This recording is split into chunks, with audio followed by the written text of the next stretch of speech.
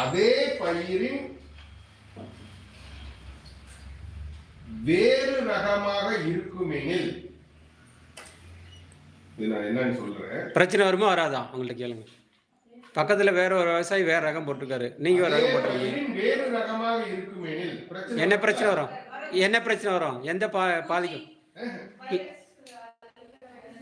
நல்ல யோசிங்க, நல்ல யோசிங்க. தன்பார்ந்த சேர்க்கை அல்மந்த சேர்க்கைலாம் சொன்னோம். மகரந்த கலப்பு வரனால